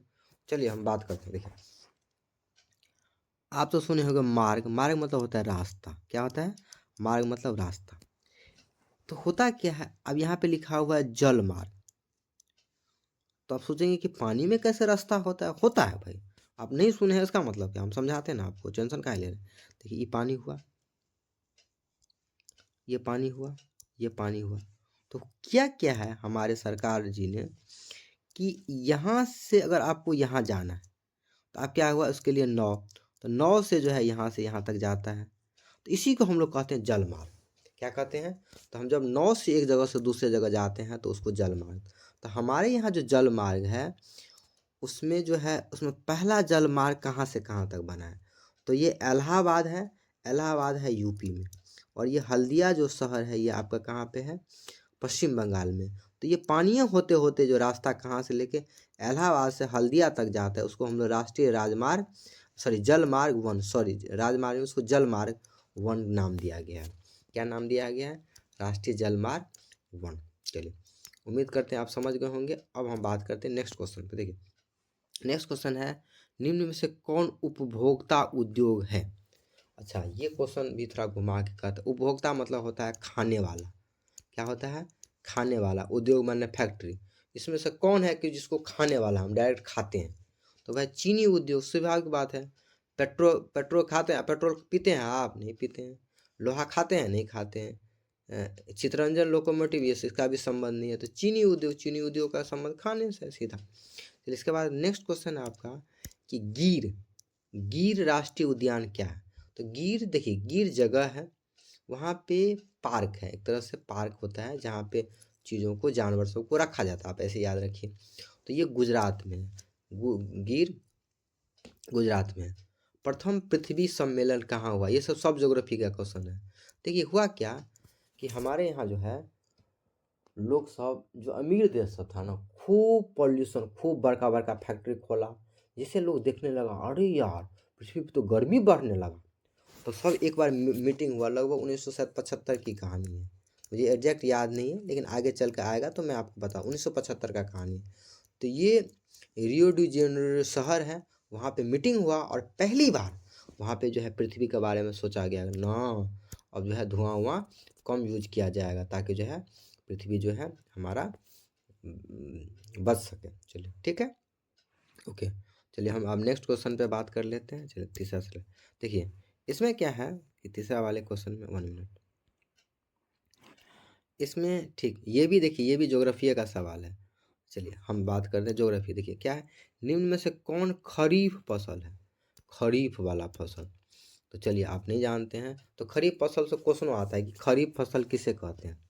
तो सिंपल सा बात है। देखिए खरीफ का, देखिए फसल मेनली 2 तरह का आपको याद रहता है, पहला खरीफ और दूसरा रबी। खरीफ फसल, आप अगर आप गांव में है तो आप सुनते होंगे खरीफ फसल है, रबी लगा लीजिए इस महीना में, रबी। तो खरीफ फसल, जो फसल गर्मी में उगता है उसको हम लोग खरीफ कहते हैं, जो फसल सर्दी में उगता है उसको हम लोग रबी फसल कहते हैं। तो इसमें कह रहा है कि कौन जो है खरीफ फसल है? तो आप सुने होंगे गेहूँ ठंडा में उगता है, अभी ये ठंडा का मौसम है तो आपके यहाँ गेहूँ होगा। चना अब ठंडा में उगता है, मटर ठंडा में उगता है। ये कपास क्या होता है? कपास मतलब रुई, ये गर्मी में उगता है, इसका मतलब ये क्या है? खरीफ फसल है, ऐसे समझेंगे। चलिए नेक्स्ट क्वेश्चन आपका, ठीक है, बांध का आधुनिक भारत का मंदिर किसने कहा? अच्छा समझाते हैं। ये नेहरू, अब आंसर बताते फिर समझाते हैं। नेहरू जी तो क्या बोल रहे जिस टाइम में, नेहरू जी जिस टाइम में हमारे देश के प्रधानमंत्री है नेहरू जी, तो नेहरू जी जैसे हम अभी आपको बांध के बारे में, जैसे नदी पर नेहरू जी बांध बना के बोल रहे थे इस पानी को रोक के हमको नहर बना के जहाँ ले जाना होगा ले जाएंगे। प्लस दूसरा बात नेहरू जी बोले कि इस बांध के यहाँ बना के हम टरबाइन लगा के हम इसको बिजली उत्पन्न करेंगे। इसी को ध्यान में रखते हुए ये नेहरू जी बोले थे कि बांध को आधुनिक भारत का मंदिर, मंदिर इसलिए कहेंगे ताकि उससे हमको बहुत सारा काम कर सकते हैं बांध से, इसलिए उसका नाम मंदिर थे। ठीक। मरुस्थलीय मृदा कहाँ मिलती है? भाई आप देखिए, तो आपको सबसे पहले समझना पड़ेगा इस दोनों शब्द का अर्थ, मरुस्थलीय और मृदा। चलिए हम समझा देते हैं, हम कहाँ हैं भाई, आप हम पे भरोसा रखिए, सब आपका काम हो जाएगा, टेंशन ना लगे। तो सबसे पहला बात है कि मरुस्थल किसे कहते हैं। अगर आपको सीधा सीधा क्वेश्चन आ जाए तो भाई मरुस्थल वैसा जगह होता है जहाँ पे कभी पानी नहीं होता है। क्या होता है? जहाँ पे पानी नहीं होता है। जैसे हमारे यहाँ राजस्थान, राजस्थान का जो ऐसा इलाका है जहाँ पे आप सुने होंगे पानी नहीं होता है। कहाँ पे? राजस्थान का थार, थार जगह है जहाँ पे पानी नहीं होता है। तो वहाँ पे पूरा का पूरा मिट्टी बालुए बन जाता है। तो यही कहा है कि मरुस्थलीय मृदा मानी मिट्टी कहाँ पाया जाता है, तो भाई राजस्थान है। और अगर गहरा में पूछे तो कौन सा जगह है? थार जगह। राजस्थान में कौन सा जगह है? थार, जहाँ पे क्या होता है? मरुस्थल पाया जाता है। ठीक, चलिए इसके बाद पूछे था भारत का सबसे छोटा रेलवे क्षेत्र, रेलवे क्षेत्र कौन सा है? मतलब पूर्व, उत्तर पूर्व रेलवे। देखिए इसमें क्या है, ये तो थोड़ा क्वेश्चन गाढ़ा हो जाएगा, थोड़ा ये गहरा हो जाएगा। क्या क्या है ना, भारत सरकार जितने भी भारत के रेलवे उसको जोन में बांट दिया है। तो उसी में कह रहे हैं सबसे छोटा जोन क्या होता है? जोन मतलब इलाका, तो उत्तर पूर्वी रेलवे सबसे छोटा इलाका। इसका वायु परिवहन का राष्ट्रीयकरण कब किया गया? अब फिर देखिए फिर नया हाँ, तभी हम आपको बता रहे थे कि परिवहन का मतलब, तो परिवहन का मतलब होता है कि जब हम किसी सामान को एक जगह से दूसरे जगह ढोक के ले जाते हैं उसको हम लोग परिवहन कहते हैं। तब कहते हैं वायु परिवहन, मतलब सिंपल सा बात है, आप एरोप्लेन पर उड़ के कहीं जाते हो उसको क्या बोलते हैं? वायु परिवहन। का राष्ट्रीयकरण का मतलब क्या होता है कि पहले ये प्राइवेट था, बाद में जाकर उसको सरकार ले लिया, तो उसको हम लोग राष्ट्रीयकरण कहते हैं। तो उसको घटना कब है? 1953 की घटना है। ठीक, नेक्स्ट क्वेश्चन है विश्व का प्राचीनतम परिवहन साधन क्या है? अच्छा चलिए फिर से बात करते हैं कि कह रहा है कि पूरा दुनिया में सबसे पहले कौन सा परिवहन आया, मतलब सबसे पहले लोग कहाँ से किस चीज़ से चलना चालू किया। तो लोगों का मानना है कि सबसे पहले जो जल जो है सबसे पहला साधन है। किसमें है? क्योंकि देखिए इसमें है हवाई भी नहीं है, रेलवे भी नहीं है, तो जल क्या है उस हिसाब से सबसे पहले लोग परिवहन का साधन है। ठीक है, इसके बाद देखिए मोरमागुआ बंदरगाह आप कहाँ पे है? अब फिर एक नया शब्द बंदरगाह, ये भगवान, देखिए बहुत पढ़ना पड़ता है भाई, आप लोग नहीं पढ़े हैं तो गौर से सुन लीजिए हमारा वीडियो, एक एक चीज़ को बड़ी गौर से समझा रहे हैं, बड़ी मेहनत लग रहा है। तो ये नहीं कि टुको टुको देखते हैं खाली, थोड़ा वीडियो को लाइक को भी ठोकिए और अपने दोस्त सबको भेज दीजिए कि ऐसे स्टाइल में कोई यूट्यूब पर ना पढ़ाएंगे सर। बड़ी आप लोगों को टाइम दे के एक एक चीज़ को बुझा रहे हैं, एकदम सीधा आपका दिमाग में घुस जाएगा। तो इसलिए खूब मेहनत लग रहा है, तो आप लोग लाइक को ठोक के उसको अपने दोस्त सबको भी भेजिए कि देखिए दोस्त बात इतने आसान से कोई ना सीखो तो सीख लो। ठीक, चलो आगे बात करते हैं। देखिए क्या है कि विश्व का प्राचीनतम परिवहन साधन क्या है, ये तो समझा दिए। मोरमागुआ बंदरगाह कहाँ पे है? क्या लिखा है? मोरमुगुआ, तो मोरमागुआ बंदरगाह, तो बंदरगाह आप चलिए, हाँ हमारा क्वेश्चन था बंदरगाह। तो देखिए हमारा भारत का ई नक्शा ऐसे है, इधर इधर बंगाल है, इधर करके गुजरात है। चलिए हमको नीचे का काम है, इधर इसको हम पानी को हम ब्लू है पानी पानी कर देते हैं, यह इधर ब्लू है पानी पानी सानी सानी आजा ऑन द बीच, आप तो गीत सुने होंगे। और इसको हम ब्राउन भूरा से इसलिए देते हैं क्योंकि तट जो है मिट्टी होता है भूरा कलर का।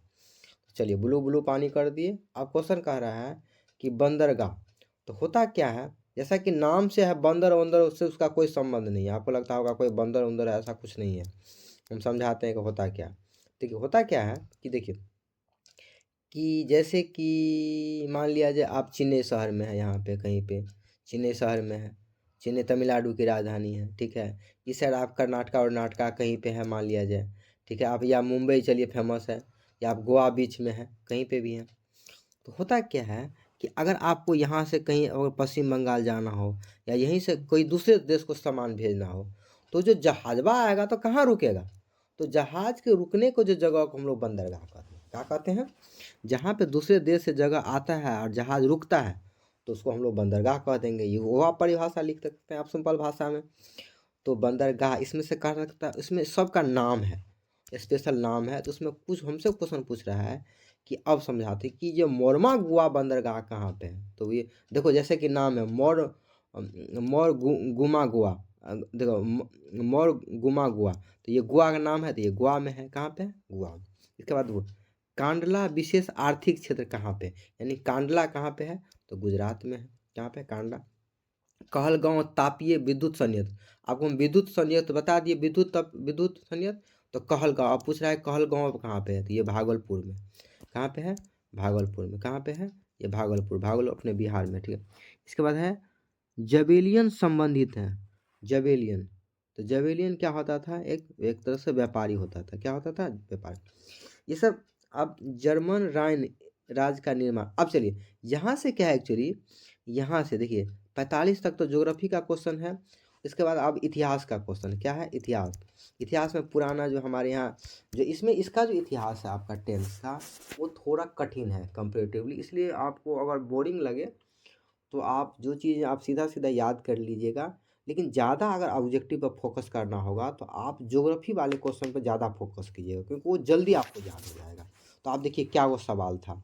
आप 15 के बाद पूरा का पूरा ज्योग्राफी था, तो क्या वो क्वेश्चन हो गया आपको? 15 और 30 45, आपका 30 नंबर का सोचिए ज्योग्राफी का क्वेश्चन था। अब हम आपको समझा दिए होंगे, तो अभी आप ही बताइए भारी भारी क्वेश्चन था कि इजी क्वेश्चन था?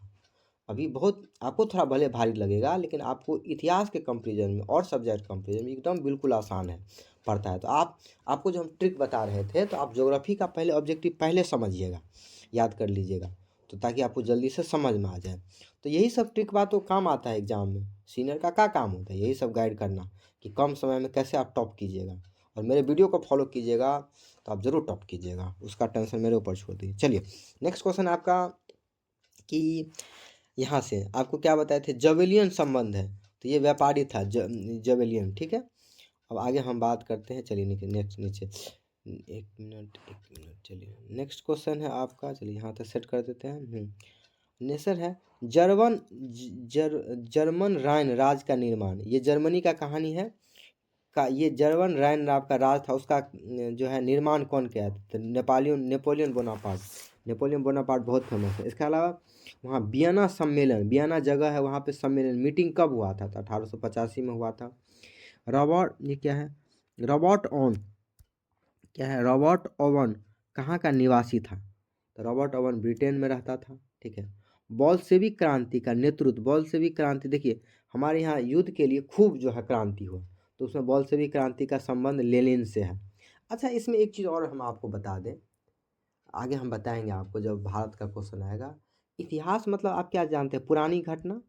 तो यहाँ इतिहास का जो बात है वो यहाँ पे वर्ल्ड मतलब ये पूरा दुनिया के इतिहास के बारे में भी चर्चा है, और भारत का भी एक चैप्टर है। तो अगर आपको बोरिंग लगे तो आप भारत वाला पहले रट लीजिएगा या तैयार कर लीजिएगा। उससे फ़ायदा क्या होगा आपका? उससे फ़ायदा ये होने वाला है आपका कि आपको जो है इतना बोझ कम हो जाएगा और आपका क्वेश्चन लड़ जाएगा पूरा का पूरा।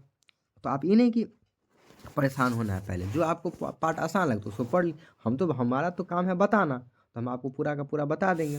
लेकिन फिर भी जो है हमारा जो क्वेश्चन इंपॉर्टेंट उस पर हम ज़्यादा फोकस कर रहे हैं, ठीक है। जैसे देखिए अब क्या है कि जैसे कंबोडिया किसकी राजधानी है? कंबोडिया। जैसे अब ये सब भारी हो जाएगा क्वेश्चन तो उसको छोड़ दीजिएगा, कोई हमारा काम है नॉन पेना है, लेकिन इस टाइप का क्वेश्चन आप छोड़ दीजिएगा। किस कानून के विरोध में जलियाना वाला बाग का, ये वाला क्वेश्चन आपको बनाना है, क्योंकि ये इस टाइप का क्वेश्चन छोड़ दीजिएगा तो इतिहास का क्वेश्चन सब क्वेश्चन आपको छूट जाएगा। तो जलियाना वाला बाग के किस सभा के लिए आयोजन? तो सुनो, सबसे पहले हम ये समझते हैं कि ये जलियाना वाला बाग का क्या घटना है, तो हम आपको समझा देते हैं, टेंशन मत लीजिए। तो देखिए हुआ क्या कि जलियाना एक जगह है, क्या है? पंजाब, ठीक है। क्या है? जलियाना एक जगह है, बाग जैसा कि सुनते हैं, तो ये बाग सब तरफ से दीवार से घिरल है और कहा जाता है वहाँ पे एक ही निकलने आने का जगह है। तो वहाँ पे बहुत सारे लोग अगर आप इतिहास में थोड़ा पढ़े होंगे, नहीं पढ़े हैं तो थोड़ा समझ लीजिए कि वहाँ पे लोग सब, हमारे भारत के जितने भी नेता सब थे वहाँ मीटिंग कर रहे थे लोगों के साथ, और वहाँ पे कहा जाता है मेला उला भी था।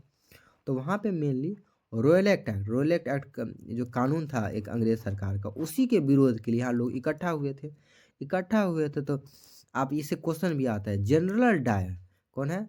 जनरल डायर, ठीक है ना। जनरल डायर आया, उस पर अंधाधुंध एकदम खूब अथी का आपका जो है आपका गोली का बौछार कर दिया। तो इसीलिए यही क्वेश्चन है कि जलियांवाला बाग में किस सभा का आयोजन किया हुआ था? तो रॉयलेट एक्ट के खिलाफ जो है वहाँ पे सारे लोग जो है नेता लोग जमा हो रहे थे, उसी पे चर्चा विमर्श कर रहे थे कि हमको क्या करना है। तो ये कौन सा एक्ट था? रॉयलेट एक्ट। चलिए आगे हम पढ़ते हैं। इसके बाद है आपका नेक्स्ट पॉइंट, किस अनुरोध पर महात्मा गांधी चंपारण आए थे? किसके अनुरोध पर? अच्छा, ये भी बड़ा इंपॉर्टेंट क्वेश्चन है क्योंकि ये बिहार से है, अपने बिहार से संबंध है। चलिए बात करते हैं। देखिए हुआ क्या, जब गांधी जी जो है, अच्छा आप कितने लोगों को पता है गांधी जी साउथ अफ्रीका में रहते थे? नहीं है तो बता दें। गांधी जी पहले साउथ अफ्रीका में रहते थे। साउथ अफ्रीका से जब आए गांधी जी जरा काम उम करने लगे, तो उसमें जो राजकुमार शुक्ल जो ये बिहार से थे, वो गांधी जी को रिक्वेस्ट किए कि देखिए गांधी जी आप तो खूब फेमस हैं, तो हमारे चंपारण में जो है नील विद्रोह होता था। अभी कहानी खूब चलेगा, आपको धीरे धीरे सुनिएगा। तो चंपारण में नील विद्रोह होता था। नील मतलब होता था, नील मतलब वही जो आपको पेंट उंट करते हैं, नील मतलब नीला, जो आप गंजी को डुबा के जो है नीला करते हैं, आया नया उजाला चार बूंद वाला, वही नीला।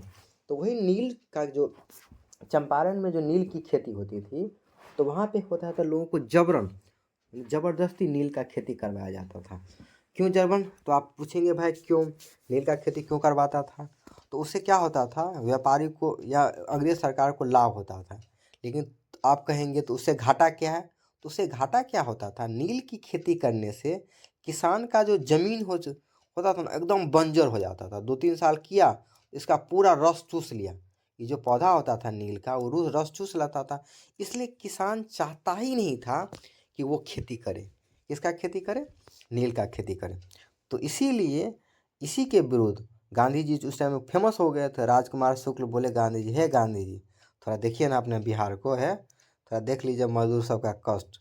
तो गांधी जी जो है फिर आते हैं अपने चंपारण में, और बड़ी सफल होता है ये। तो और कहानी आपको धीरे धीरे बताएंगे, जब हम आपको नंबर में बताएंगे। तो अभी ऑब्जेक्टिव ज़्यादा बताएंगे तो आपको बोरिंग लगेगा। तो कौन बुलाए थे गांधी जी को? राजकुमार शुक्ल। चलिए ठीक है। वल्लभ भाई पटेल को सरदार की उपाधि किस आंदोलन के दौरान दी गई थी? देखिए हमारे यहाँ सर वल्लभ भाई पटेल, तो वल्लभ भाई पटेल को पूरा नाम सरदार वल्लभ भाई पटेल बोलते हैं। तो ये जो बारदोली का जो सत्याग्रह हुआ, उसी में जो है इनका नाम, बारदोली का जो सत्याग्रह हुआ वही, उसी में उनका नाम क्या रखा गया, जो एक मिनट, हाँ उसी में उनका नाम क्या रखा गया ये आपको, ठीक। अब क्या नेक्स्ट क्वेश्चन है, फ्लाइंग शटल का आविष्कार किसने किया था? तो फ्लाइंग शटल ये उड़ने वाला है, इसका नाम कौन था? जॉन ने, ठीक। आगे है क्वेश्चन, भारत में पहली जूट मिल, जूट, अरे यार कैसे कैसे इंग्लिश में नाम देता है, जूट मिल कहाँ स्थापित किया? आप देखिए जैसे जूट, ये इंग्लिश शब्द है, JUT, जूट। जूट मतलब होता है मेनली क्या होता है, धागा। धागा किसका? वो जो पटसम का जो धागा होता है, आप सुने होंगे क्या, जो सूती वाला जो बोरा होता है, आप सिंपल भाषा में समझा देते हैं, गाँव में या कहीं आप देखे होंगे, मार्केट होंगे जिसमें सूती वाला बोरे में सामान आता है, उसी को कहते हैं जूट। तो अब इसमें क्वेश्चन क्या था, एक मिनट, इसमें क्या था कि जूट, भारत में जूट मिल कहाँ स्थापित की गई? भारत में पहली जूट मिल कहाँ पे? तो ये कलकत्ता में। और अगर आज भी कलकत्ता में आपसे क्वेश्चन पूछे कि सबसे ज़्यादा जूट कहाँ पे होता है, तो कलकत्ते में जगह है जहाँ पे सबसे ज़्यादा आज भी जूट होता है। चलिए आगे है हमारा क्वेश्चन, ये समझ गए। अमृत बाजार पत्रिका, ये पत्रिका है जो आज़ादी के टाइम में मेनली चलता था। ये मोतीलाल घोष द्वारा ये पत्रिका मतलब होता है, देखिए लोगों को जागरूक करने के लिए लोग अपना अपना बात को छपवाते थे, लोगों तक पहुंचाते थे, ताकि उनके बात से लोग प्रभावित हो, तो यही उसी को पत्रिका थे। तो पत्रिका में भी स्पेशल नाम है, इसमें कौन सा पत्रिका है?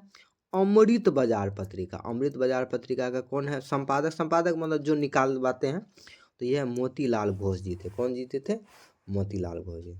चलिए तो ये आप ख़त्म हो गया।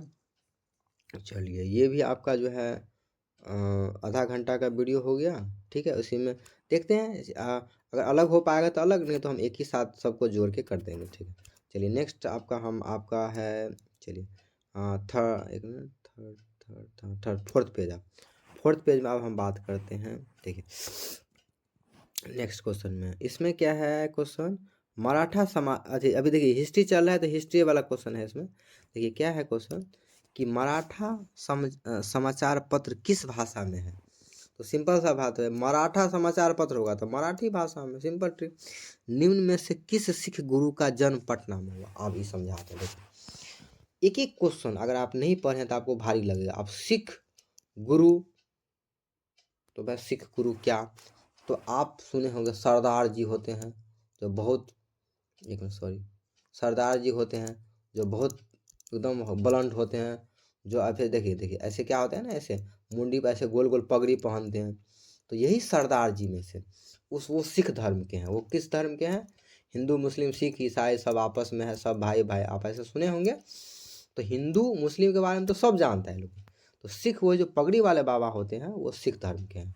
और ईसाई जो आपको गला में ईसा मसीह के जो भक्त होते हैं उसको हम लोग ईसाई कहते हैं। चलिए, तो सिख इसमें कह रहे हैं सिख गुरु कि किस में गुरु, निम्न में से किस सिख गुरु का जन्म पटना में हुआ। तो सिख में आप याद रखिए टोटल 10 गुरु हुए।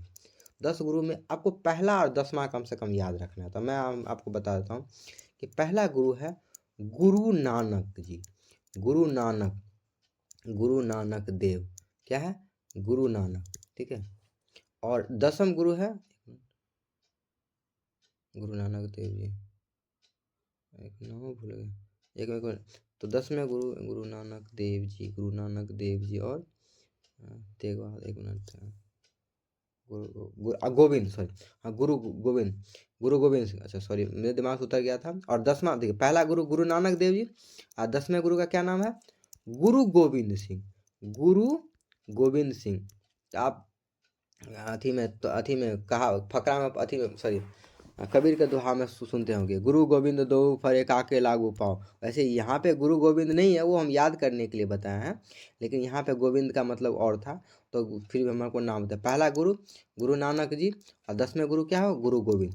तो ये 10वें गुरु थे, कहाँ पे, जिसका जन्म पटना में हुआ था। ठीक है, पटना पट साहिब, अगर आप पटना जाएंगे तो पटना साहिब है, वहाँ पे बहुत फेमस गुरुद्वारा है, तो वहीं पे है वो, ये 10वां गुरु का जन्म हुआ था। चलिए अब नेक्स्ट क्वेश्चन है आपका आपका ओके, नेक्स्ट क्वेश्चन है, ओके हम आगे चलते हैं। एक इसको सेट कर देते हैं, एक मिनट एक मिनट एक मिनट, मराठा, एक मिनट। अब चलिए नेक्स्ट क्वेश्चन है आपका कि निम्न में से किस, ये बता दिए, बंगाल बिहार बंगाल से कब पृथक हुआ। अच्छा, पृथक मतलब होता है अलग होना, क्या होता है पृथक मतलब, अलग होना। अब हम एक चीज़ समझाते हैं, क्या रहा है कि बिहार बंगाल, तो यानी अपना जो, देखिए सुनिए ये बता दिए भारत का नक्शा अथी है, तो यहाँ पे क्या है, एक मिनट एक मिनट एक मिनट एक मिनट, देखिए रुक जाइए, देखिए ये ऐसे है, आप देखे होंगे, ठीक है, और ऊपर से ऐसे करके ऐसे करके ऐसे करके ऐसे आता है, तो यहाँ पे हमारा बिहार है, कहाँ पे है, ऐसे करके ऐसे करके चल भाई, यहाँ पे हमारा बिहार है। तो आज तो बिहार अकेले है, झारखंड से भी अलग हो गया, तो बिहार झारखंड इधर जो है बंगाल उड़ीसा, ये आज़ादी के टाइम में सब एक साथ था। क्या था, आज़ादी के टाइम, थोड़ा समझिए आप, बुझिए उसको अच्छे से, आज़ादी टाइम में सब एक साथ था। तो हुआ क्या, उस टाइम में अंग्रेज़ सरकार दिमाग लगाया आज़ादी के समय में, कहते हैं कि इसको इस सब को जो है अलग कर देते हैं। उसमें जो है ना वो घटना बताएंगे आपको कि इसमें जाति के नाम पर जो क्या किया, जो है जातिगत हिसाब से पूरे बिहार को जो है 2 भागों में बांट दिया। उसी टाइम बिहार जो है बंगाल से 1912 की बात है, जो है 1911 में घोषणा हुआ, और 1912 में जो है इसको जो है बिहार को बंगाल से अलग कर दिया गया। तो पृथक मतलब होता है अलग होना, क्या होता है जी। और जब हम आपको पढ़ाते हैं तो एक चीज़ हमेशा याद रखिएगा, इस टाइप के शब्द हिंदी में डायरेक्ट समानार्थक में आ जाता है, इसलिए आप बड़ी ध्यान से सुनिएगा हमारे क्वेश्चन को। तो बिहार कब पृथक हुआ, अलग हुआ, कि आपको 1912। चलिए नेक्स्ट क्वेश्चन है, भारत आने वाले प्रथम व्यापारी कौन थे। अभी क्वेश्चन भी बताते हैं आपको, इसका मतलब क्या है। देखिए हुआ क्या कहानी कि ये देखिए ये भारत का नक्शा ऐसे करके। तो यहाँ पे तो हुआ क्या कि 1498 की बात है। कहानी कब की है? 14 एक मिनट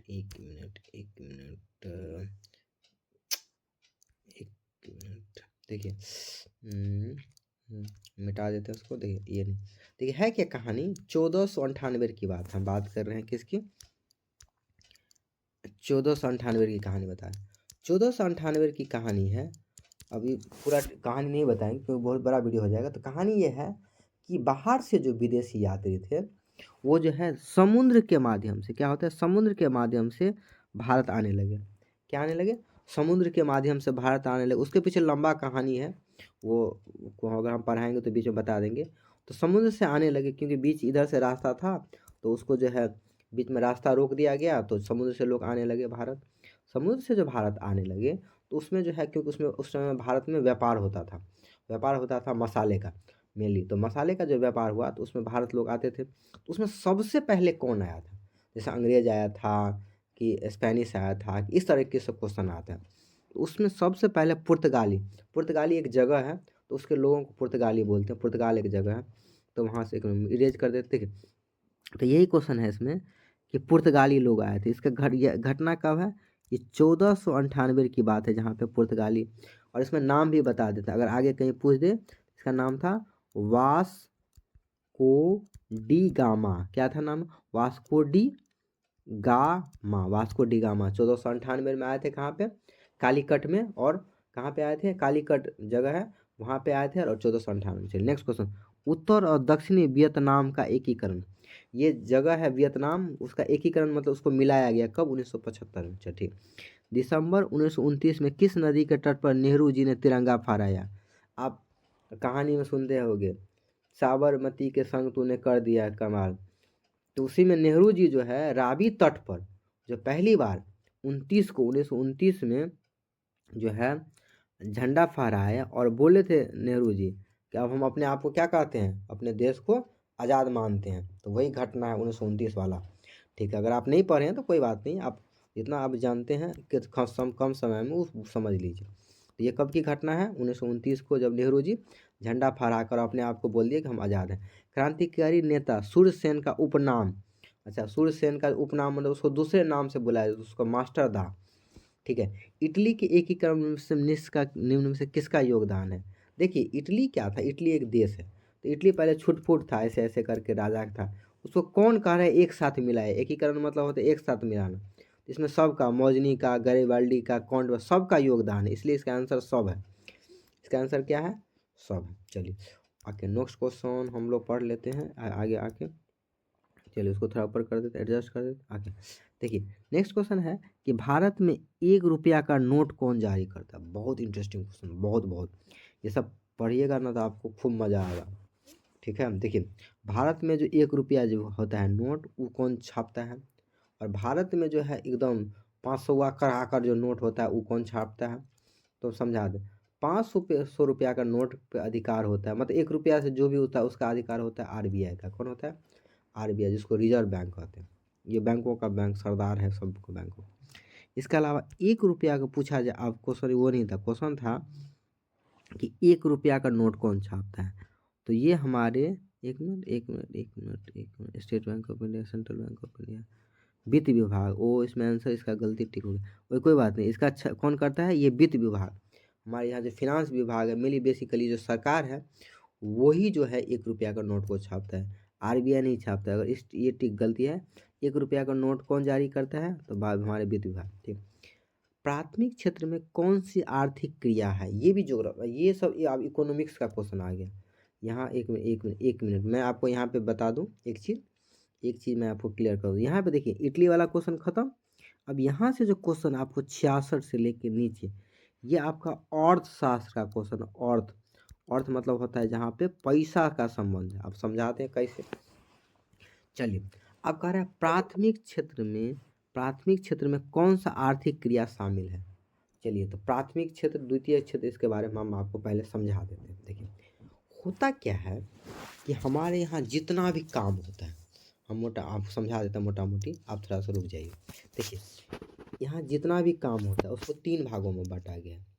कितना भागों में? 1 मिनट 3 भागों में।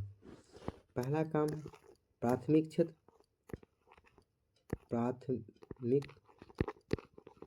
दूसरा है द्वितीयक,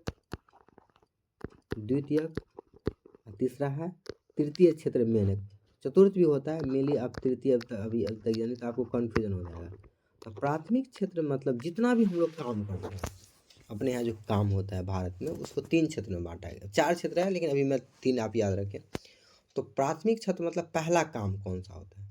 तो जैसे लोग खेती बाड़ी करते हैं तो उसको हम लोग कह देंगे कि वो प्राथमिक क्षेत्र का काम कर रहा है। क्या कर रहा है?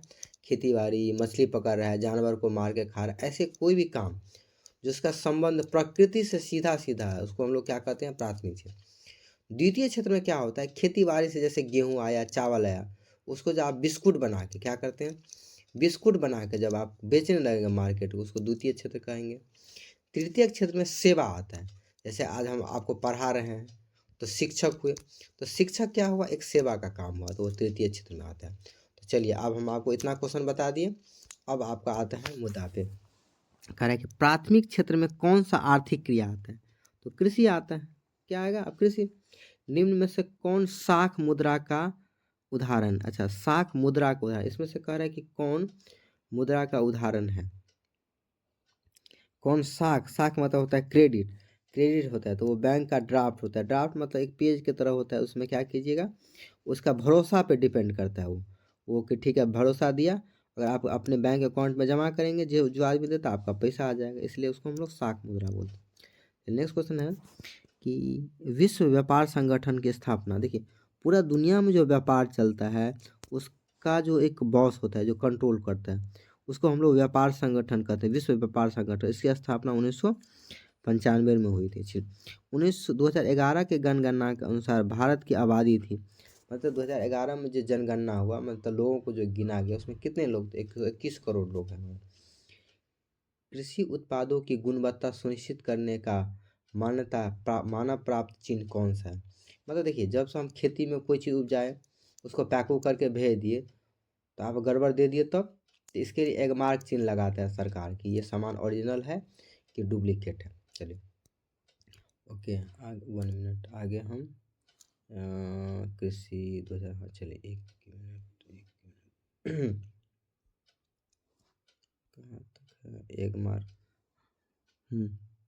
आगे देखिए अब क्या है, नेक्स्ट क्वेश्चन है कि केंद्रीय सांख्यिकी संगठन। केंद्रीय सांख्यिकी संगठन उसको कहते हैं जो गिनने का काम करता है, मिली अपने यहाँ जो डाटा। तो उसकी स्थापना कब कहते हैं? तो 1960 में इसकी स्थापना। समाजवादी अर्थव्यवस्था। समाजवादी अर्थव्यवस्था क्या होता है? अर्थव्यवस्था मतलब जिसका संबंध पैसा से है, तो ये इसका मिली काम होता है सामाजिक गुण के लिए, निजी कल्याण के लिए नहीं, मूल तंत्र के लिए नहीं।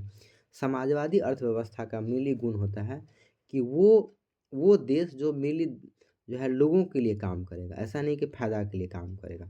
तो हमारा भारत का उदाहरण मिली सामाजिक कल्याण के, हमारे सामाजिक अर्थव्यवस्था। देखिए विकसित देश की आय में वृद्धि के लिए किस पद का प्रयोग होता है?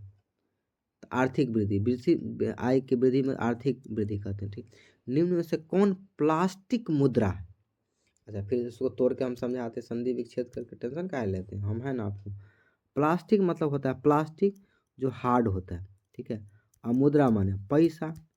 तो सुनिए यार प्लास्टिक का कैसे पैसा होगा, ये नया पैसा आ गया क्या? नहीं भाई, ये जो एटीएम देखें आप, एटीएम नहीं देखें, बहुत लोग 10वां महीना है आप लोग नहीं देखे होंगे, तो फिर भी समझाते हैं। आप अपने पापा का, मम्मी का, किसी का एटीएम देखे होंगे, तो एटीएम से जो आप निकालते हैं और पैसा निकालते हैं, इसीलिए उसको प्लास्टिक मनी कहते हैं। हार्ड होता है तो टाइट भी होता है, इसलिए हम लोग उसको कैसा मनी कह देते हैं? Plastic money. तो यही क्वेश्चन था इसमें कि प्लास्टिक मनी क्या है। तो ये मेनली किसके? Debit card. अच्छा एक चीज़ और, एटीएम कार्ड को हम लोग डेबिट कार्ड कहते हैं। क्या कहते हैं? Debit card. तो यहाँ पे ये करना है, ठीक है। ठीक, भारत में सकल घरेलू उत्पाद किस क्षेत्र में सर्वाधिक है?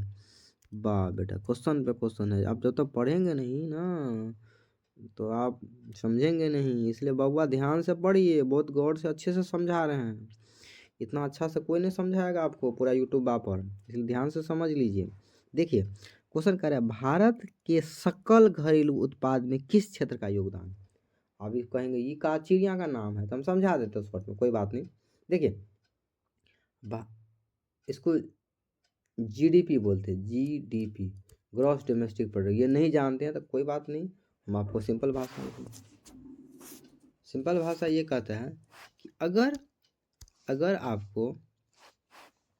हमको भारत का आय निकालना है, क्या निकालना है, भारत का आय निकालना है कि पूरे भारत में जो है अगर आपको कि कितना हम उपजा रहे हैं, कितना भारत में पैसा कमा रहे हैं, तो उसी को हम लोग सकल घरेलू उत्पाद कहते हैं। सकल मतलब कि एक साल में कितना उत्पाद करते हैं। तो इसमें कह रहा है कि हमारे यहाँ जो उत्पाद होता है उसमें सबसे ज़्यादा योगदान किसका है, सर्वाधिक योगदान किसका है, कृषि का, कि औद्योगिक क्षेत्र का, कि सेवा का। अच्छा, इसमें जो क्वेश्चन है थोड़ा घुमा के मैं एक चीज़ बता दूं कि इसमें योगदान माने किस चीज़ का, पैसा का या लोगों का, ये इसमें क्लियर नहीं लिखा है। तो इसमें अगर लिखा रहे कि आपका पैसा का योगदान किसका है तो अलग हो सकता है, और लोगों का योगदान किस में होता है, तो वो दोनों में ही हमारे यहाँ कृषि से ही जो ही सबसे ज़्यादा हमारे यहाँ योगदान होता है, क्या होता है, कृषि का सबसे ज़्यादा योगदान होता है। चलिए नेक्स्ट क्वेश्चन है कि छिपी हुई बेरोजगारी कहाँ पाई जाती है भाई। अब नया एक टॉपिक आ गया, बेरोजगारी। तो बेरोजगारी हम समझा देते हैं आपको, टेंशन काहे ले रहे हैं। बेरोजगारी क्या होता है भाई, और छिपी हुई, तो थोड़ा तो पहले बेरोजगारी जाने तब ना छिपी हुई या नुकाल, अभी समझाते हैं, रुकिए ना आप, टेंशन का, इसको मिटा देते हैं, रुक जाइए।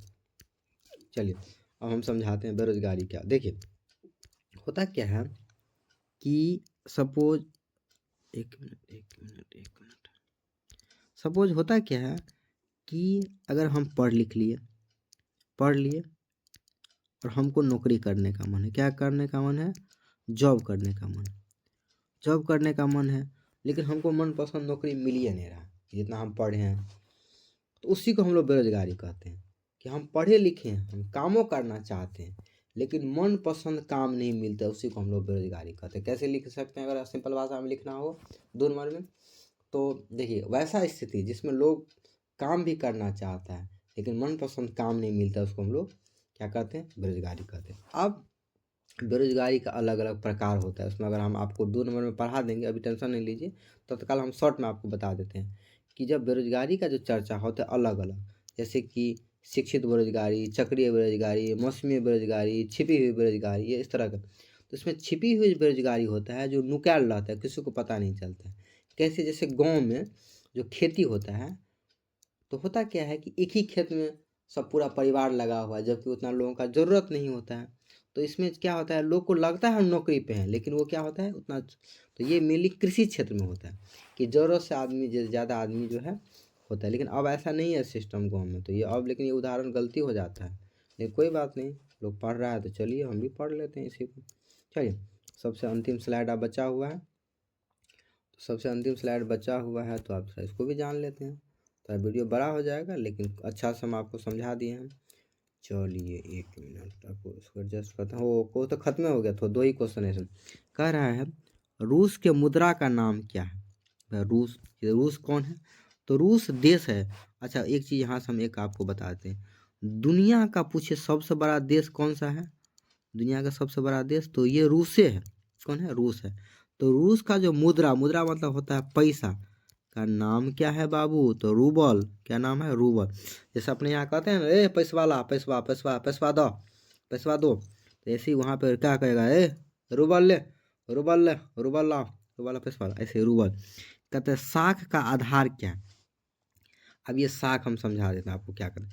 साख मन होता है विश्वास मतलब, देखिए क्या होता है, बैंक जो है काम, जैसे आपको आप समझाते हैं साख है क्या, बैंक से आप पैसा मांगिएगा है, बैंक जो है ना, हमको काम है, आप पैसा दे दीजिए, या आप बैंक से, चलिए ठीक है, आप बैंक से नहीं समझते, आप बगल वाले से आप पैसा मांगिए, तो अगर अच्छा आदमी होंगे तो उसको आप पैसा दे देगा। तो साख मन होता है विश्वास, क्या होता है, विश्वास। तो आपको पैसा दे देगा, आप पे विश्वास नहीं है तो बोले ना ये छोरबा जो है पैसा को रख लेता है, इसको पैसा नहीं देंगे, तो उसी को कहते हैं विश्वास।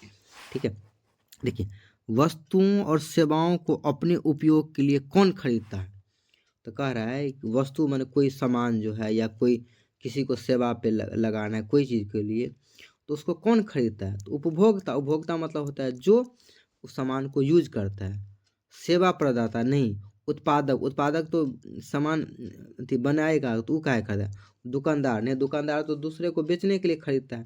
ये कहता है स्वयं के उपयोग के लिए उपभोक्ता।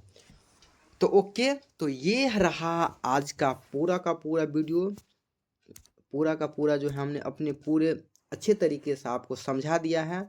और इस वीडियो को देखने के बाद आप समझ गए होंगे कि आपको कैसे पढ़ना है। उम्मीद करते हैं हम और भी सेट आपको कल अपलोड कर देंगे।